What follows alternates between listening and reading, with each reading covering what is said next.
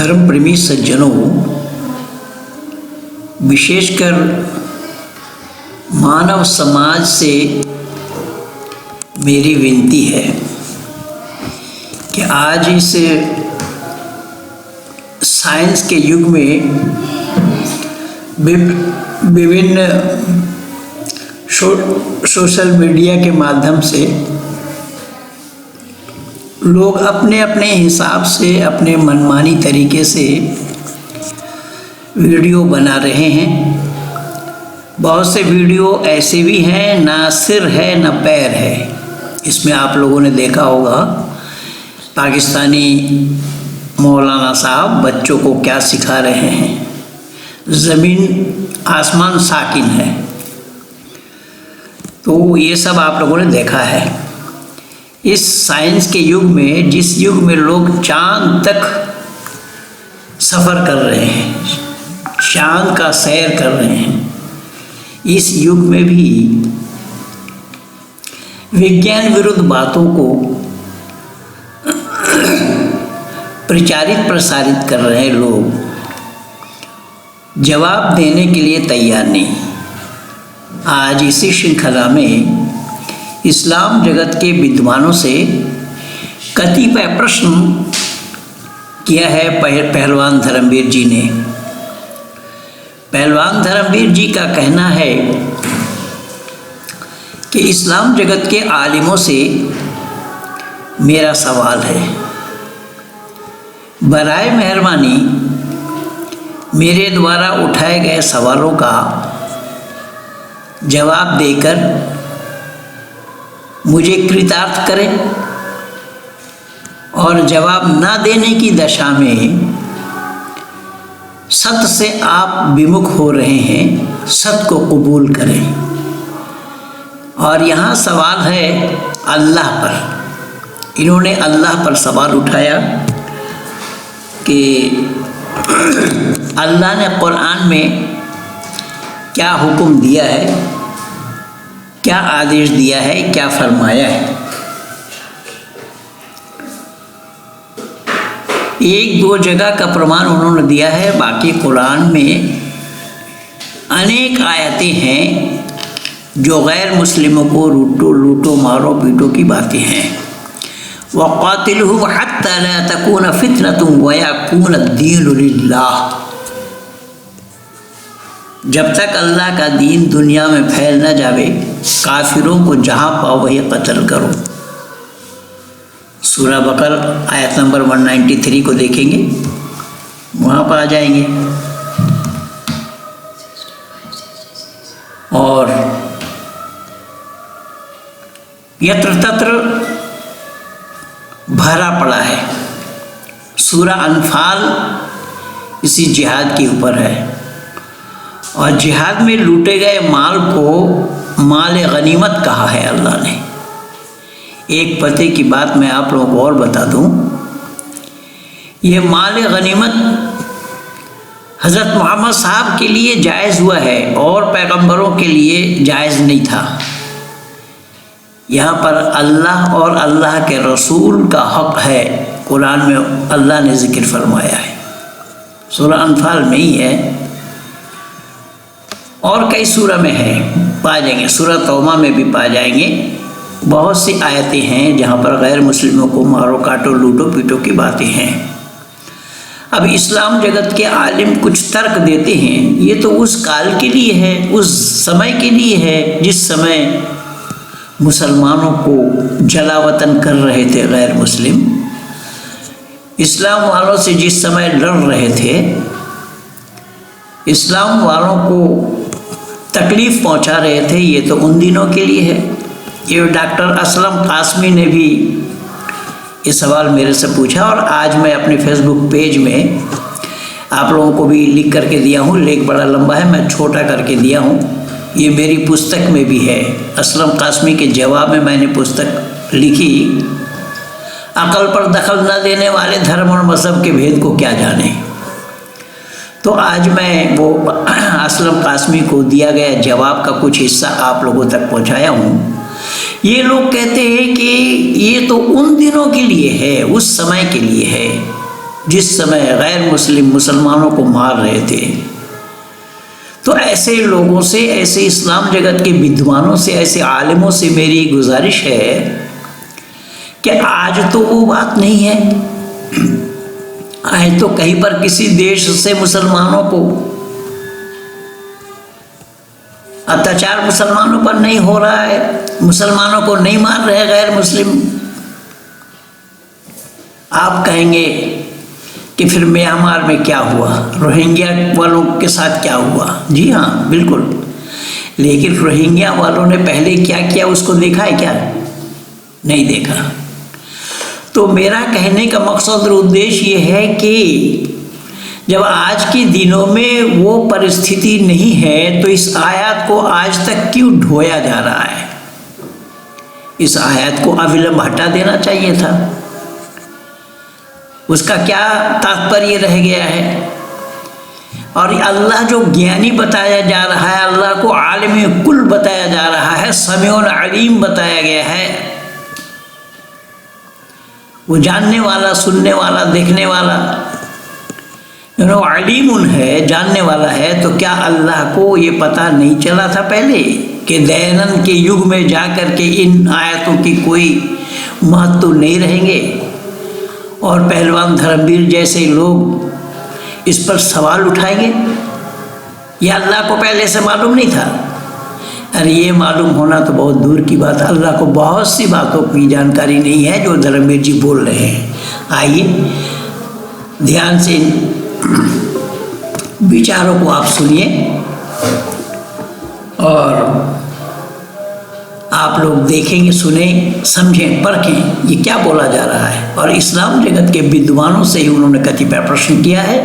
इन सवालों का जवाब बराए मेहरबानी दे करके हमें भी कृतार्थ करें, ये बोला है उन्होंने। सुनिए। धन्यवाद। सभी दोस्तों को नमस्ते। मेरे प्यारे दोस्तों और साथ साथ इस्लाम के आलिमों, मैं आपसे एक सवाल करना चाहता हूं कि मैंने जो कुरान का अध्ययन किया उस हिसाब से अल्लाह कहता है कि मैं इम्तिहान लेता हूं अपने मनुष्यों का, और मैं जहां तक पहुंचा हूं, मैंने जहां तक पढ़ा है कुरान को, कुरान का स्वाध्याय किया है, पता चलता है कि अल्लाह खुद शक के घेरे में है। अल्लाह का खुद इम्तिहान होना चाहिए। उसी के लिए मैं उदाहरण सहित बताता हूं आपको कि अल्लाह सब कुछ जानने वाला नहीं है, अल्प ज्ञानी है। जैसे मनुष्य अल्प ज्ञानी है, परमात्मा सर्वज्ञानी है, अल्लाह भी अल्प ज्ञानी है और मनुष्य से भी ज्यादा अल्प ज्ञानी है। ऐसा मेरे अध्ययन से, स्वाध्याय से लगता है मुझे। इस्लाम के आलिमों से मैं विनती करता हूँ, प्रार्थना करता हूँ हाथ जोड़ के, शांति के साथ में मेरी बात का जवाब दे। गुस्सा, झगड़ा, गाली, ये तो खैर आप लोगों का काम है, देते रहते हैं और उकसाते हैं, दूसरा भी आपको वैसे ही बोले, आप उकसाते भी रहते हैं। लेकिन अल्लाह तो सरेआम काफिरों को, मुशरिकों को मारने काटने। इन्होंने पहला सवाल उठाया कि अल्लाह को ज्ञानी बताया जाता है, आलिमुन बताया जाता है, अलीमुल मन, जानने वाला। लेकिन अल्लाह बहुत सी बातों को नहीं जानते हैं। जैसा एक दो उदाहरण मैं देता हूँ ताकि वीडियो बड़ा ना हो जाए, लंबा ना हो जाए। अल्लाह ताला अगर जानते होते तो शैतान को बनाते ही नहीं। शैतान को बनाने से पहले अल्लाह को इल्म नहीं था कि ये आदम को सीधा नहीं करेगा। फिर अल्लाह जानने वाला कहाँ से हो जाएगा? समीउन अलीम कहाँ से हो जाएगा? फिर अल्लाह ने आदम को भी मना किया कि इस फल को मत खाना, इस बगीचे में खूब घूमो फिरो, सब कुछ करो सब जगह, लेकिन इसके अदन के बीच में जो लगे हुए पेड़ है उसके फल मत खाना। और पति पत्नी दोनों खा लिए। अल्लाह को पता भी नहीं लगा, उस समय खाते समय भी पता नहीं लगा। जब वो खा करके उनके वस्त्र उतर गए, जन्नती वस्त्र उतर गए, तब अल्लाह को पता लगा, भागते हुए आए, आदम तुम कहाँ हो? ये कुरान और बाइबल दोनों में आया है। तो अल्लाह अगर जानने वाला होता, समीउल अलीम होता, तो अल्लाह इन सब बातों को पहले से ही जानते हैं। यही सवाल पहलवान धर्मवीर जी ने उठाया है सबसे पहले। आगे सुनिए वो क्या कह रहे हैं, क्या क्या सवाल उठा रहे हैं आज पहलवान धर्मवीर जी से। ईमान में काटने की बात करता है, उसको ये नहीं पता अल्लाह को, अगर ये जो तू कह रहा है कि जो गैर मुस्लिम है, जो ईमान वाले नहीं है, उन सबको मारो काटो, तो ये आपको पता है अल्लाह कि जो गैर ईमान वाले हैं, गैर मुस्लिम है, वो कितने हैं। अगर उन्होंने भी ऐसा ही क्रिया की प्रतिक्रिया शुरू कर दी तो क्या होगा तेरे बंदों का। आपसे पूछते हैं अल्लाह ताला प्लीज बताए। अब इसी के लिए उदाहरण के तौर पे मैं बताता हूँ सूरा अम्फाल की आयत नंबर 65 में अल्लाह ताला, अल्लाह का देखिए दिमाग, अल्लाह सर्वज्ञानी नहीं है, यहीं से मैं बता रहा हूँ आपको। आलिमों से विनती करता हूँ जवाब दे मेरी बात का। अल्लाह ताला सूरा अम्फाल की आयत नंबर 65 में फरमाते हैं, रसूल से मोहम्मद साहब को आदेश देते हैं कि ये रसूल कह दे मुस्लिमों से कि तुम 20 हो तो 20 का तो 100 काफिरों पर भारी हो। मैं भी पढ़ के भी बता दूंगा आयत। और तुम 100 हो तो 1000 काफिरों पे भारी हो, यानी कि उकसाओ ईमान वालों को, मुसलमानों को उकसाओ काफिरों के खिलाफ। कौन कहते हैं? अल्लाह। किससे कहते हैं? मोहम्मद साहब से। कि अल्लाह के बस की कुछ करना है नहीं, मोहम्मद साहब को और पापी बना रहे हैं, ठीक है, इसलिए अल्लाह शक के घेरे में। अब क्या होता है इस घटना में कि मोहम्मद साहब अपने साहिबाओं के साथ बात करते हैं और कहते हैं कि अल्लाह ताला ने मुझे ये बोला है, आयत उतरी है। वो साथ में लग के शौक में बता रहा हूँ, ज्यादा समय ना आपका बर्बाद करते हुए। मोहम्मद साहब के साथ जाते हैं और काफिरों से भिड़ जाते हैं, लड़ जाते हैं। काफिरों से लड़ जाते हैं तो काफिर मार पीटते हैं, मारपीट होती है, जिसमें मोहम्मद साहब के 4 दांत शहीद हो जाते हैं। कोई कहते हैं 2 दांत, लेकिन दांत ये शहीद कहना बोलते हैं, टूट जाते हैं, तोड़ दिए जाते हैं। अल्लाह की मर्जी के बगैर कुछ होता नहीं, सब कुछ अल्लाह की मर्जी से होता है। तो मोहम्मद साहब के दांत तोड़वाने में अल्लाह का हाथ है। ना तो अल्लाह ताला मोहम्मद साहब पे आयत उतारते कि तुम 20 हो तो 100 काफिरों पे भारी हो। अब एक तरफ तो काफिरों से भिड़ने की बात कह दी, फिर मोहम्मद साहब के दांतों की रक्षा नहीं कर पाए और मोहम्मद साहब झगड़े में दांत तोड़ दिए, मार मार के काफिरों ने दांत तोड़ दिए। अब दांत तोड़ दिए तो आगे वापस शोट में बता रहा हूं, तो जो उनके साहिबा थे, साथ में रहने वाले थे, साहबा थे, वो बोले ए रसूल, तूने तो कहा था कि हम 20 है तो 100 काफिरों पे भारी है, और 100 है तो 1000 काफिरों पे भारी है, उनको हम मारा देंगे, मार देंगे, काट देंगे। लेकिन यहाँ तो उल्टा हो गया, काफिरों ने तो हमें मार मार के जो लाल कर दिया और आपके तो दांत भी तोड़ दिया। आप तो अपने दांत भी नहीं बचा पाए, अल्लाह ने आपके दांतों की भी रक्षा नहीं करी। ऐसा क्यों हुआ, क्या हुआ? तो साथों साथ ये मैं बता रहा हूँ सूरा अम्फाल की आयत नंबर 65। जब कहता हूँ अल्लाह को कुछ पता नहीं है, अल्लाह को नहीं पता था कि मोहम्मद साहब को तो उकसा रहा है या मोमिनों को उकसाने के लिए बात कर रहा है कि वहां उल्टा हो जाएगा। अल्लाह को नहीं पता था कि काफिर मारेंगे, दांत तोड़ देंगे। गैल ही साथ ही 65 में ये बोला है अल्लाह ताला, गैल 66 यानी कि सूरा अम्फाल की आयत नंबर 66 में अल्लाह ताला फरमाते हैं कि ये रसूल, मुझे तुम्हारी ताकत का पता चल गया है, तुम्हारी कमजोरी का पता चल गया है। यानी कि पहले कमजोरी का नहीं पता था, वो दोनों आयत पढ़ के बताऊंगा अभी मैं, एक मैं अपनी भाषा में बता रहा हूं। मुझे तुम्हारी कमजोरी का पता चल गया है। अब तुम एक ईमान वाला हो, एक मुसलमान हो तो 2 काफिरों में भारी पड़ोगे। यानी कि अल्लाह को नहीं पता था, फिर भी झगड़े की बात ही कर रहा, फिर भी पिटवाने की बात कर रहा है। तो मैं यही कह रहा हूं कि अल्लाह ताला सब कुछ जानने वाला नहीं है। अल्लाह ताला क्या इंसानों का इम्तिहान लेगा? अल्लाह तो खुद कटघरे में खड़ा हुआ है इस कुरान के हिसाब से। तो मैं इस्लाम के आलिमों से विनती करता हूँ कि इस्लाम के आलिम, झूठ बोलने से कुछ नहीं होता। आजकल तो तुम कुरान को ही साइंस से सिद्ध करना शुरू कर दिया है। जो बुराक नामक घोड़ा तो आपके ही जो कुछ जो स्कॉलर है वीडियो बना रहे हैं, आप उसको लाइट बताने लगे। पहले जो है धरती को बिछोना बताया था, कोई दहा अंडा बता रहा है, कोई कुछ बता रहा है, तो कटघरे में तुम खड़े हो, जान नहीं बचने वाली। सत्य को मानना होगा, जानो और मानो। खाली खम्मा खा की अपनी हेगड़ी में या अपने को बड़ा दिखाने के लिए कुछ नहीं रखा। मानव मात्र के से प्यार करना सीखो।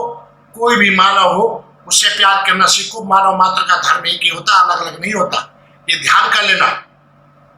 इस्लाम के आने में मैं विनती करता हूं, मैं पहलवान धर्मवीर आपसे विनती कर रहा हूं, आओ इस विषय पर चर्चा करते हैं, डिबेट करते हैं, शास्त्रार्थ करते हैं प्यार के साथ में। जो सही हो उसको मानते हैं।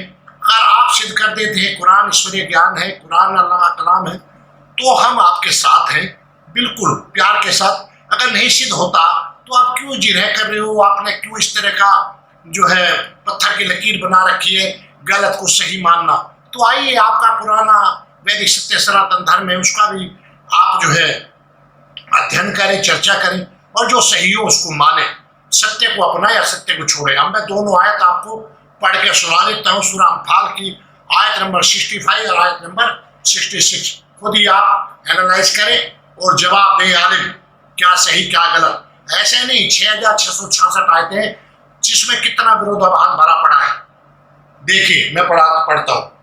हे नबी, 65 सूरह अम्फाल के 65, हे नबी, मुसलमानों को जिहाद का शौक दिलाओ, यानी कि जिहाद का शौक दिलाओ।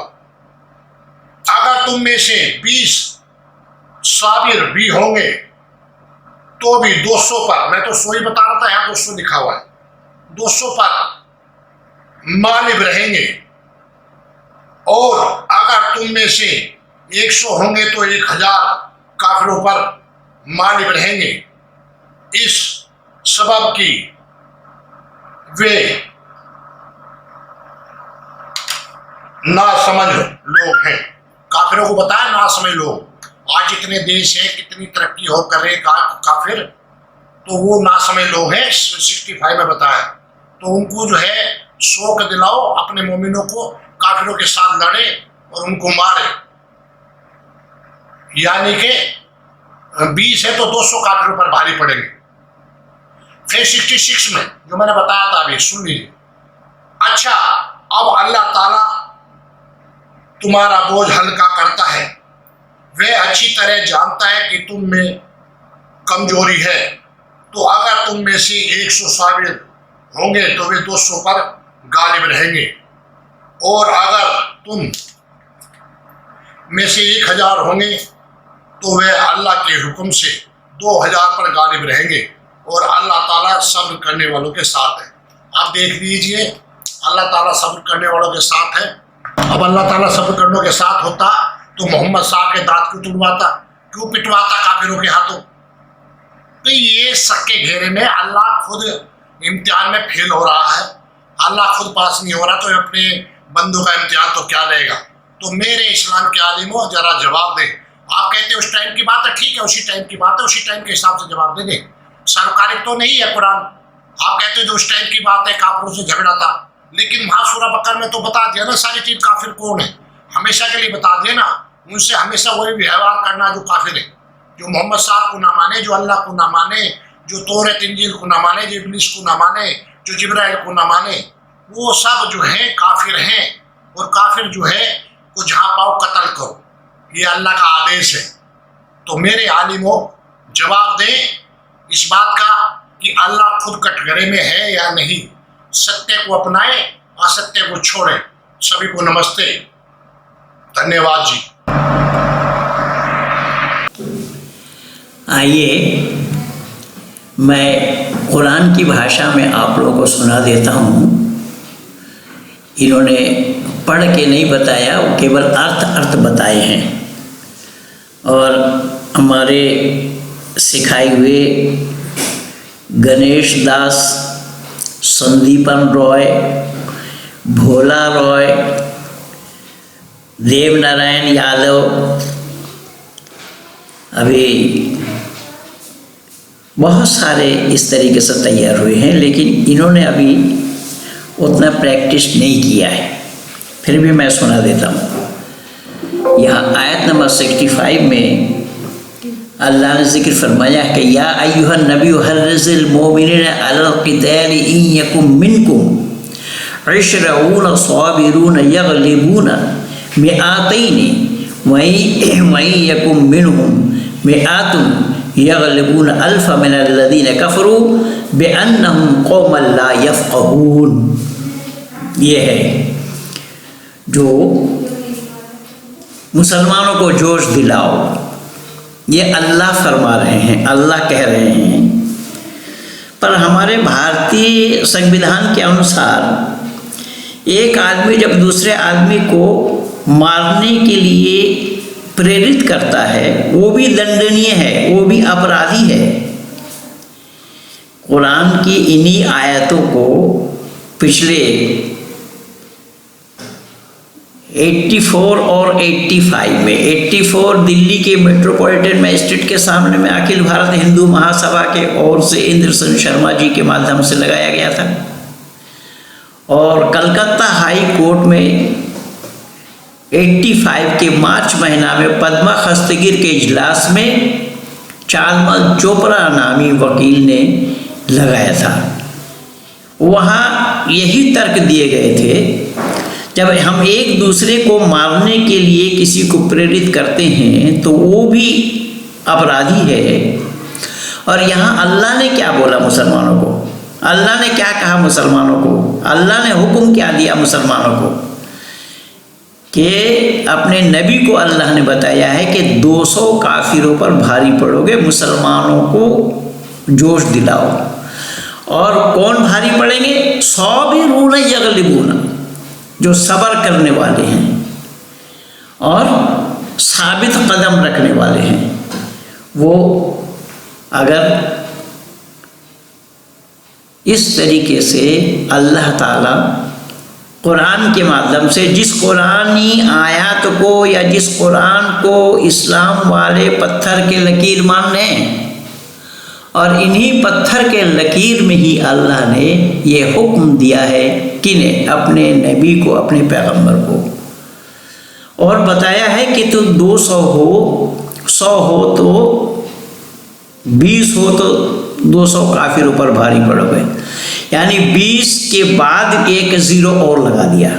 तुम 20 हो तो 200 काफिरों पर भारी पड़ोगे। 66 में क्या बताया देखिएगा, अल-आना खफ़फ़ अल्लाहु अन्कुम व अलिमा अन्ना फ़ीकुम ज़ईफ़म फ़इन यकुम मिनकुम मिआतुन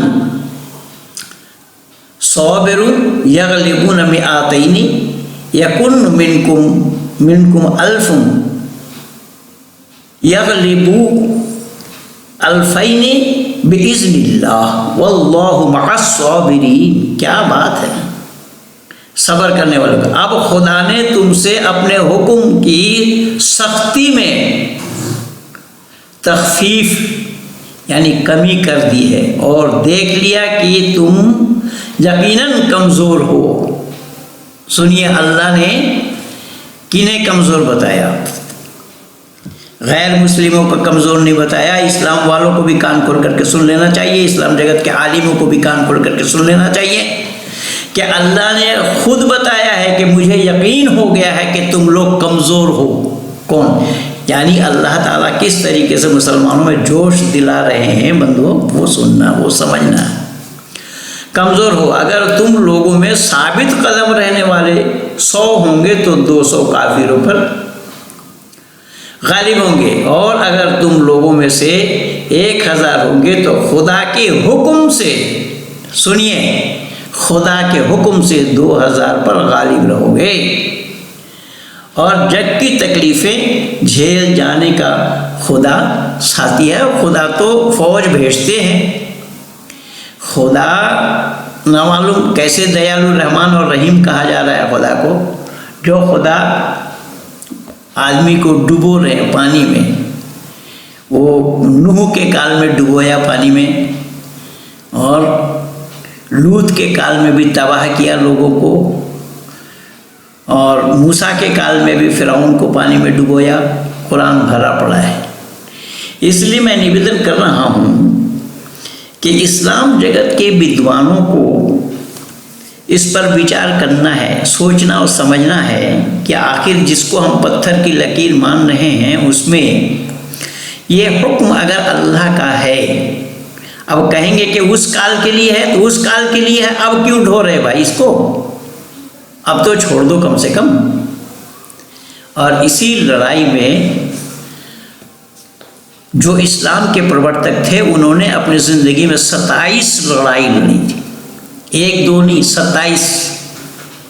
तबूक की लड़ाई भी बड़ी घटना है और कुरान भरा पड़ा है, मैं क्या क्या बताऊं। और जहां उहुद की लड़ाई की बात धर्मवीर जी सुना रहे थे कि दांत तुड़वाए, अल्लाह को मालूम नहीं चला कि दांत टूटेंगे, लेकिन संपूर्ण दुनिया वालों को मैं ये बता देना चाहता हूँ कि बहुत से लोग गलतफहमी के शिकार हैं, बहुत से लोगों को ये मालूम नहीं, पता नहीं। लोग ये समझते हैं कि हज़रत मोहम्मद साहब को मुशरिकों ने, काफिरों ने मार करके दांत तोड़ा। ना ना नहीं, ऐसा नहीं है। उन काफिरों ने जगह जगह गड्ढा खोद रखा था और एक गड्ढे में हज़रत मोहम्मद साहब गिरे। हुजूर एक गड्ढे में गिरे थे, उस गड्ढे में गिरने के बाद ही नीचे वाले सामने के हिस्से के, नीचे वाले हिस्से के सामने के 4 दांत टूटे थे। पर ये तो ज़रूर है कि अल्लाह को पहले से इल्म था कि नहीं, अल्लाह जब जानकार है, अल्लाह को ये जानकारी थी या नहीं कि हाँ इनके दांत टूटेंगे। और जब अपने नबी को ही दांत टूटने से बचा नहीं पाए और मुसलमानों को क्या उभार रहे हैं, गैर मुस्लिमों से लड़ने के लिए तुम 200 हो, 20 हो तो 200 पर भारी पड़ोगे, 1000 हो तो 2000 पर भारी पड़ोगे, ये क्या जोश दिला रहे हैं। तो यही पहलवान धर्मवीर जी ने सवाल उठाया है अल्लाह पर और अल्लाह की कलाम पर। इस्लाम जगत के विद्वानों से यह कतिपय प्रश्न है और डिबेट के लिए हम तो स्वागत करते आए हैं, करेंगे। मेरा डिबेट कई बार हो चुका है, अब्दुल्ला तारिक से हुआ और अलीगढ़ मुस्लिम यूनिवर्सिटी के प्रोफेसर तारिक मुर्तजा से हुआ। आप लोगों को और बता दूं, मौलाना फारूक खान जिन्होंने कुरान का हिंदी अनुवाद किया है, उनसे भी 2004 के 1 अगस्त में खारी बावली, दिल्ली के खारी बावली आर्य समाज में डिबेट हुआ। मैंने केवल 4 सवाल किया था, एक का भी जवाब उन्होंने नहीं दिया और न दे पाए। खैर, तो मैं ये निवेदन कर रहा हूँ, ये लोगों में गलतफहमी है, इस गलतफहमी को भी दूर कर लें कि हज़रत मोहम्मद साहब के जो दांत टूटे थे वो लोगों के मारने से नहीं टूटे थे, वो एक गड्ढे में गिर गए थे। गड्ढा खोद रखा था काफिरों ने या गैर मुस्लिमों ने, मुशरिकों ने, लोगों को गिरने के लिए, और उसी गड्ढे में ही गिरे तो नीचे वाले हिस्से के 4 दांत सामने के टूटे थे उनके, काफिरों ने मार करके नहीं तोड़ा। इस गलतफहमी को भी आप लोग दूर कर लेंगे। तो आप लोगों ने भली प्रकार इस वीडियो को सुनिए, शेयर कीजिए, लाइक कीजिए, सब्सक्राइब कीजिए, आइकन बेल दबाना ना भूलना। और इस्लाम जगत के विद्वानों से जो सवाल किया गया है उन सवालों का जवाब लेकर के आए, स्वागत है उनका। हम तो चाह रहे हैं कि सामने बैठ करके डिबेट करें। खुली चुनौती है, खुला दरबार है और खुली चुनौती मैं देता आया हूँ, लेकिन सामने आने के लिए तैयार नहीं है। ये सूफी वाले नाच रहे हैं, हैदराबाद में आओ, क्यों दिल्ली में आने में क्या परेशानी है भाई, दिल्ली भारत का राजधानी है। ये वाले हैदराबाद में आओ। महेंद्र पाल डर गए, घबरा गए, मैं चुनौती दिया था, अब भी चुनौती दे रहा हूँ, आओ सामने आओ, जिनको आना हो सामने आओ, खुला दरबार है। और ये सारी व्यवस्था पहलवान धर्मवीर जी के जिम्मे में है स्वागत करने के लिए, और धर्मवीर जी इस काम को, इस व्यवस्था को करेंगे। इसीलिए मैं पहले भी कई वीडियो में उनका नंबर दे चुका हूँ। इनके विचारों को आप लोग सुन रहे हैं। आइए, जिनको आना हो आइए। धन्यवाद के साथ पंडित महेंद्र पाल आर्य।